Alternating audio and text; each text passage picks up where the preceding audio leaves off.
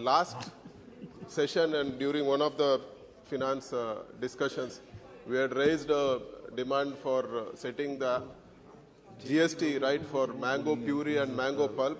We had given a representation. So I would like to thank the Honorable Finance Minister Nirmala Sitharamanji and Karatji for setting that right and helping our mango farmers. So I hope they have all the best wishes from the farmers.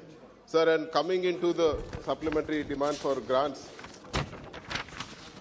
sir, if you see that there has been an increase in the allocation for Manrega by 16,400 crores, but if you see overall it is a reduction of 8,600 crores compared to the previous year. Sir, it is not right in cutting down the funds for Manrega because especially after the pandemic, Manrega supported the downtrodden, Manrega supported the livelihoods of the poor people. So I urge the government not to cut down on Manrega. If you see for the case of Andhra Pradesh, sir, only 14 crore man-days have been allotted and it's a reduction of 9.68 crore man-days. So which is not a welcome thing, sir. We demand the government not cut down the spending on Manrega and increase the allotment for Manrega. And if you see the fiscal indicators, the budget, in the budget, the fiscal deficit has been pegged at 6.4%. But if you see, it is concerning that the fiscal deficit in the first half of financial year 22-23 rose to 6.2 lakh crores compared to 5.27 lakh crores the previous year. So the government should explain how it is going to peg the fiscal deficit at 6.4% of GDP, and also, without cutting the capex allocation, sir. So we also want to know, is the government going to spend the complete 7.5 lakh crore they have allocated for capital expenditure, which is 24% higher than the previous year? But it's only 4 months left, and we don't know, sir, how the government is going to reach their capex targets without a proper capex allocation. It's very difficult for the economy to bounce back. And like all the states, sir, we also have a demand.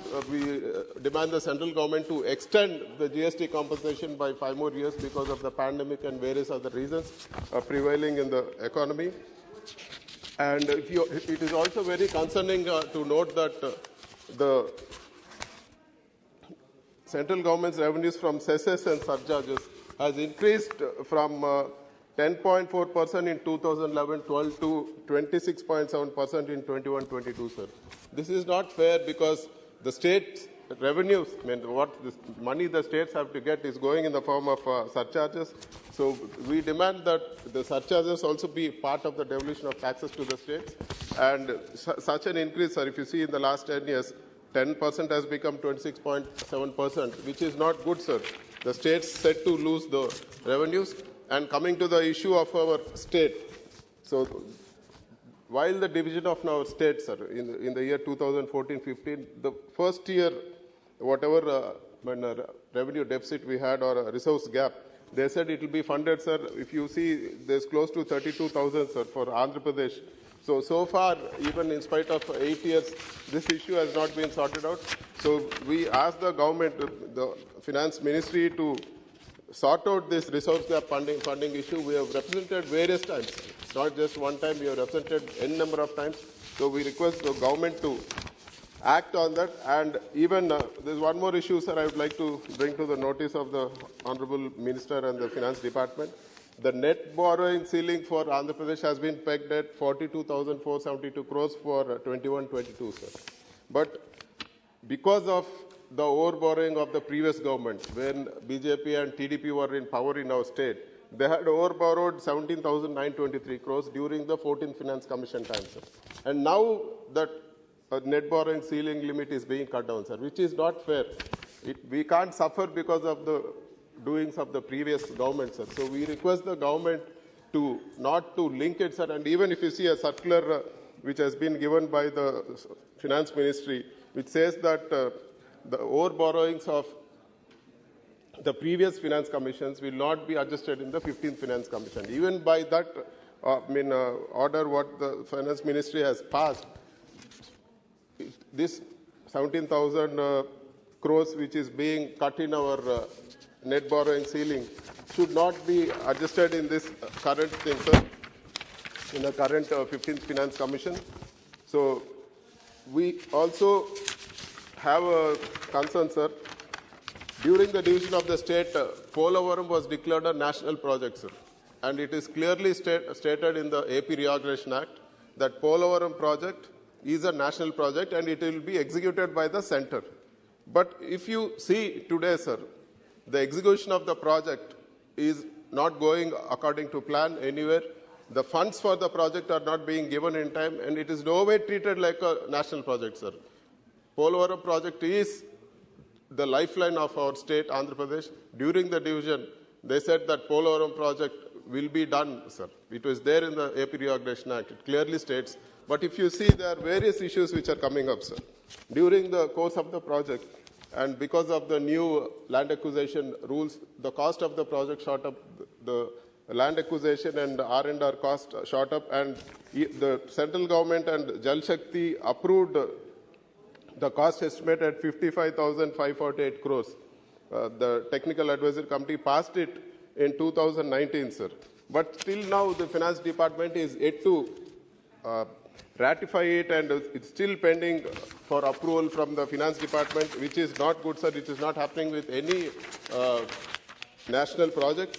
And is more surprising is that in any dam which is being built, or the dams which are built previously in all the national projects, nowhere the drinking water component and the irrigation component was made separate, sir. Here they are saying that the drinking water component is not part of this, and we are going to exclude this amount, which is 4,068 crores, which is not good, sir.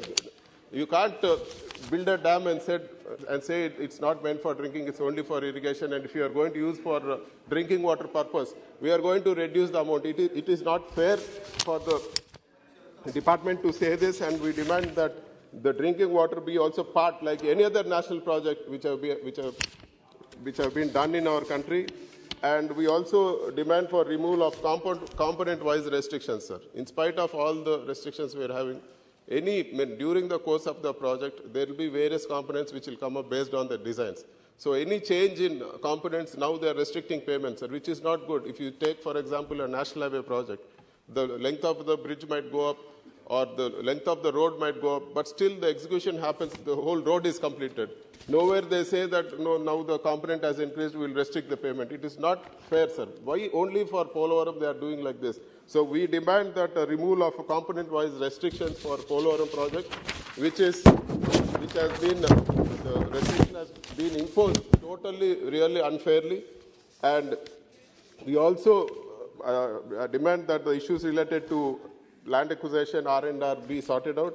So as proposed by Jal Shakti, it was requested that the LA bills be scrutinized and paid directly to the beneficiaries under DBT, but there's been extraordinary delay. The project is getting delayed. The cost of land acquisition is going up, which is a loss for the country and loss for the state, loss for the people, sir. So we demand that whatever you have promised here, you have told clearly that Polavaram is a national project and will be constructed. So we are demanding that land acquisition money be paid immediately, and we also ask, because of all these delays, we also ask, we demand the central government for ad hoc fund of 10,000 crores. But if you see for any national project or a national highway project, the payments are done in just a week's time.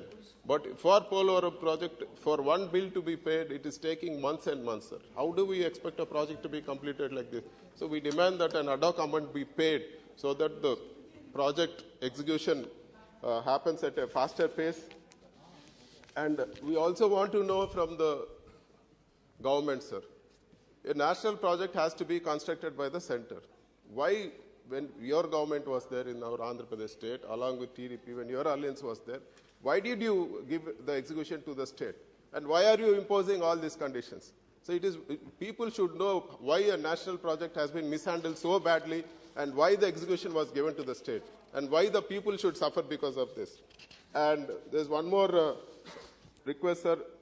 After the division, based on the direction of central government, that is Power System Operation Corporation Limited. So we have supplied power to Telangana, sir, based on the central government thing. The dues are yet to be paid. There's almost 6,800 crores. We request the central government to step in and get our dues collected.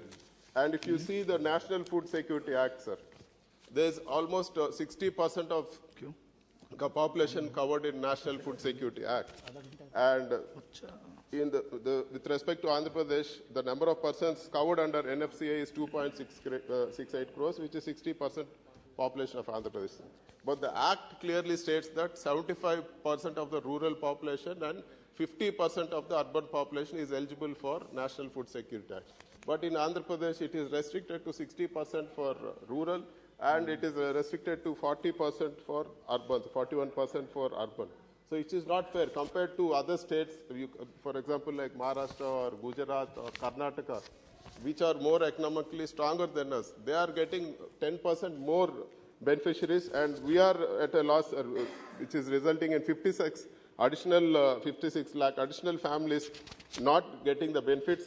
So our state government is, in spite of all the financial problems, we have come forward and we are actually taking care of the people with almost 5,500 crores. So we request the central government to follow what the Niti Aayog has said, sir. Earlier, the committee headed by the finance secretary has referred it to Niti Aayog, sir. Niti Aayog clearly said that Andhra Pradesh is eligible for additional, whatever is the gap is there in this National Food Security Act. They said that wherever there is a provision, it has to be, Andhra Pradesh needs to get it and it has to be increased.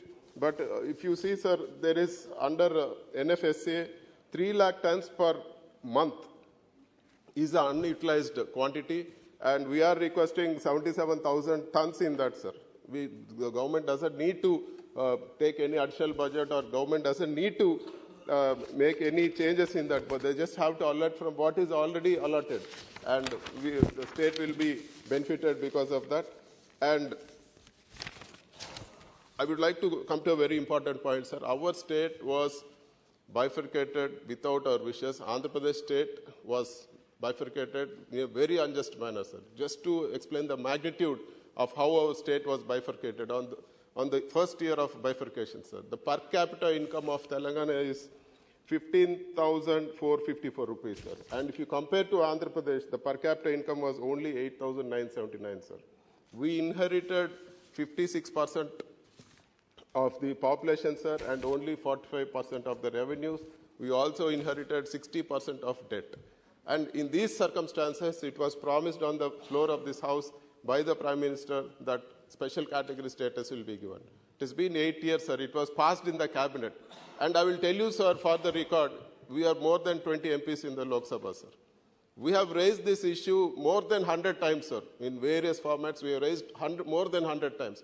But the government is yet to come back on the thing, sir. We demand special category status, sir. It is the right of the people of Andhra Pradesh. So it is a very important issue, sir. And we also want to bring to the notice of the government, sir, we have 26 districts, and we only have 14 medical colleges. In that, only 3 are funded by the center, sir. We are seeing in the news, we are seeing everywhere our students are going to Philippines, our students are going to Ukraine, they are spending lakhs and lakhs of money, sir.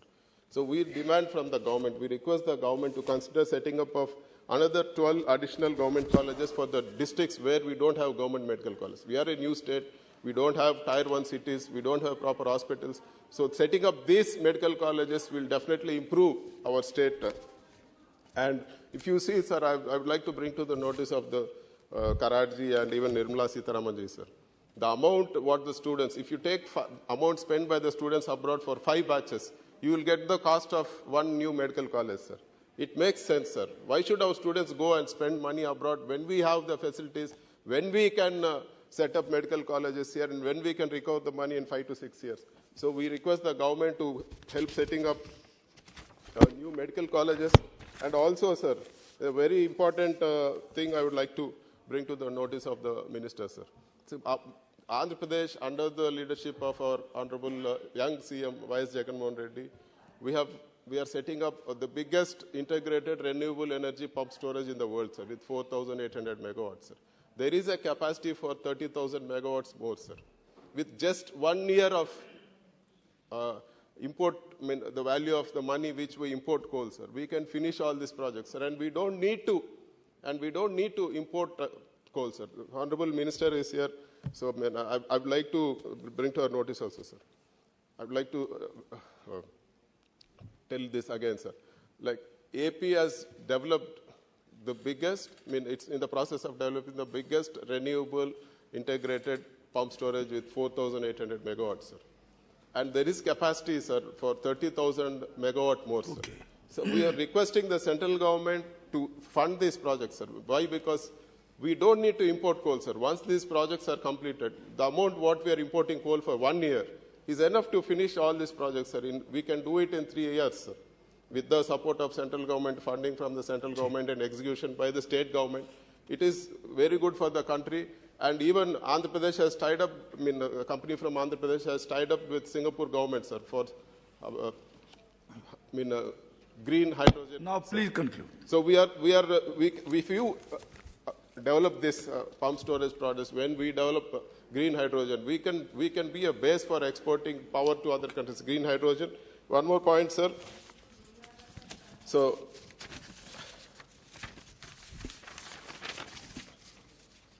sir, and one request I have for the Honorable Minister, sir. I request the Honorable Minister to visit Andhra Pradesh Raitu Bharosa Kendras, sir. It's one of its kind in the country, sir. In a Raitu Bharosa Kendra, there are all the services for farmers, sir. Every service is there for the farmers, right from procurement of seeds, procurement of pets. It's all in single stop, sir. There the government is there to guarantee the quality. There's a agriculture officer. So various things are there, sir. The farmers just need to focus only on their farming. They don't need to be worried about procurement of farm inputs and sale of their produce, sir. So the Honorable Finance Minister has visited Andhra Pradesh n number of times. She has done various things. I request her to visit Raitu Bharosa Kendra. I request her to visit the digital libraries. And I also want to proudly say that the government has taken up, in Nadu Nedu, sir, all the government schools, the government has taken up modernization of 55,000 schools, sir, government schools.